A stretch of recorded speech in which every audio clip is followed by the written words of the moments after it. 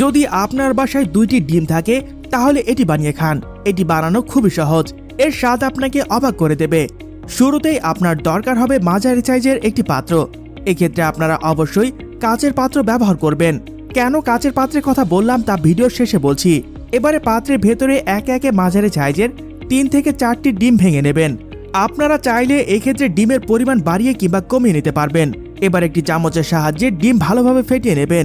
এবারে এর ভেতরে কিছুটা পরিমাণ লবণ দিয়ে দেবেন। তারপর আবারও চামচের সাহায্যে খুব ভালোভাবে ফেটিয়ে নেবেন, যাতে করে লবণ ডিমের সাথে খুব ভালোভাবে মিশে যায়। এবারে অন্য একটি পাত্র নেবেন। পাত্রে 3 থেকে 4 চা চামচ পরিমাণ গুঁড়ো দুধ নিয়ে নেবেন।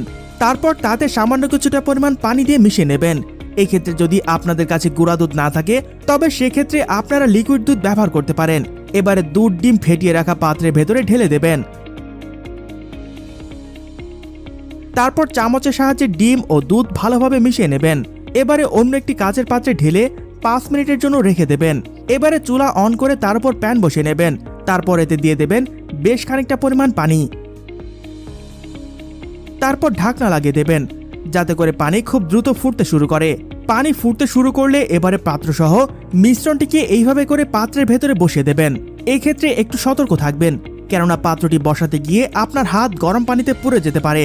তারপর ঢাকনা লাগিয়ে দেবেন।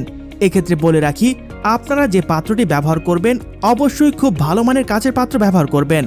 যদি আপনাদের বাড়িতে ভালো মানের কাচের পাত্র না থাকে তবে সেক্ষেত্রে আপনারা স্টিলের তৈরি পাত্র ব্যবহার করতে পারেন। তারপর এটিকে 8 থেকে 10 মিনিটের জন্য রেখে দেবেন। মাঝে একবার তুলে দেখবেন সবকিছু ঠিকঠাক আছে কিনা। সবকিছু ঠিকঠাক থাকলে আবারও ঢাকনা লাগিয়ে 10 মিনিট হওয়া পর্যন্ত অপেক্ষা করবেন। 10 মিনিট পর ঢাকনা তুললেই দেখতে পাবেন এটি প্রস্তুত হয়ে গেছে। তারপর পাত্রটিকে বাইরে নামিয়ে নেবেন এবং অপেক্ষা করবেন ঠান্ডা হওয়ার জন্য। চুলা থেকে নামানোর পর এটিকে দেখতে মোটামুটি এমনই দেখাবে। ঠান্ডা হয়ে আসলে সেটিকে অন্য একটি পাত্রে তুলে নেবেন। সবশেষ আজকের রেসিপিটি প্রস্তুত। এটি দেখলেই খেতে ইচ্ছে করবে। আপনি এর ঘ্রাণেই বুঝতে পারবেন এটি কতটা সুস্বাদু। এটি আপনার বাড়িতেই খুব সহজেই তৈরি করে নিতে পারবেন। এটা একবার খেলেই আপনি বুঝতে পারবেন এটি যেই দেখবে তারই খেতে ইচ্ছে করবে।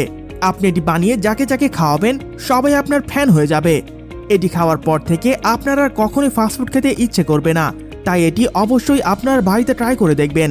দেখা হচ্ছে পরবর্তী কোনো ভিডিওতে নতুন কোনো কুকিং আইডিয়া নিয়ে। ততক্ষণ পর্যন্ত সবাই ভালো থাকবেন, সুস্থ থাকবেন, আর মনে রাখবেন কঠিন রান্নার একটাই সমাধান, ইজি কুকিং।